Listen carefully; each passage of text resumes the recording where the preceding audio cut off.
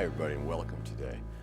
You know, a virtual sea of intoxicating drugs and addictive substances are available to adolescents, to kids, to adults. And when people think of these, they often think immediately of things like cocaine, heroin, amphetamines, things that people immediately recognize that are extremely dangerous and people are fearful of them. What's odd about that is the drug that's most commonly used by most kids and adults is the drug alcohol. And it's clearly a drug with many dangerous side effects. And we're going to talk about some of those today. And it reminds me of a story, too, in that realm, because people don't think of it as a drug. There's all these other drugs, and then there's alcohol.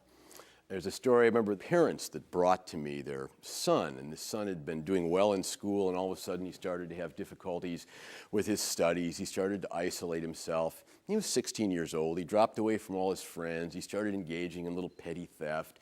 What was wrong with him? And he was depressed. What was wrong? Help me, Dr. Kepler. So I said, okay, we'll bring him in. So I spent several hours talking to the young man, and he was pretty forthright. And after this, I had found out that he hadn't taken any drugs at all. He said, but he had been drinking several times a night during the week. On the weekends, he binge drank and had blackouts. He was increasingly doing this and becoming more and more despondent, hiding it from his parents. So I learned this. He was sad. He was willing to go into treatment. And I went back to the parents and sat down with them when the boy had told me it was okay to talk to them. And I said, well, here's the story, you know, and I'm ready, and they're next to each other, you know, holding each other, listening in their hands, and said, well, Dr. Kepler, what's wrong? And I said, well, your son is an adolescent alcoholic, showing all the signs of severe early alcoholism. They looked at each other, they smiled, and they said, thank God it's not drugs. And I think that really is a strong statement about the misunderstanding of alcohol, how powerful it is, and what it can do to people. It stands alone as the single most substance of the intoxicants that accounts for more death, more mortality, and morbidity than all the other substances combined that are addictive and abusable substances that we use in the United States and across the world. So we're going to learn about alcohol today and its side effects. And before we start looking at specific organ systems, I want to share with you the easiest way to understand what alcohol does. Alcohol is a solvent. It dissolves stuff. And one of the things it effectively dissolves is like oil and fat.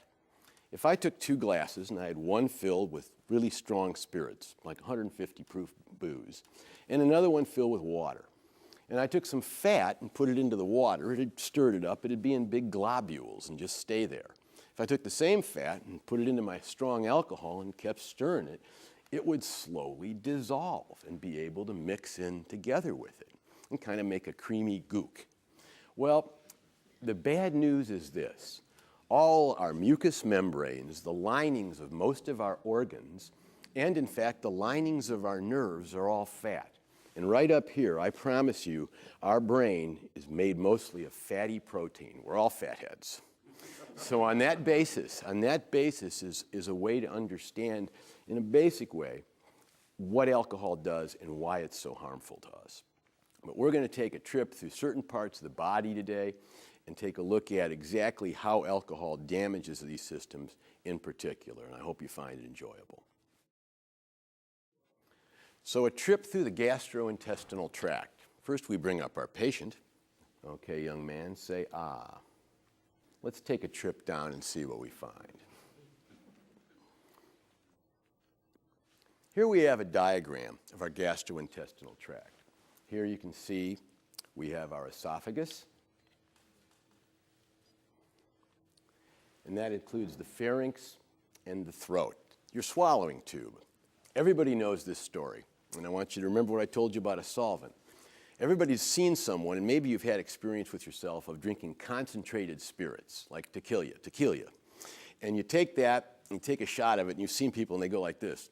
And they always make some face, and they usually grit their teeth or something, and they go, mm. Well, that feeling, that's your esophagus melting, as alcohol dissolves the mucous membrane on the outside of it, causing an esophagitis. And if you do that enough, this is what you win. You get one of these. That's a cancer of the esophagus. 10 to 15 times more available in individuals who consume alcohol than those who don't.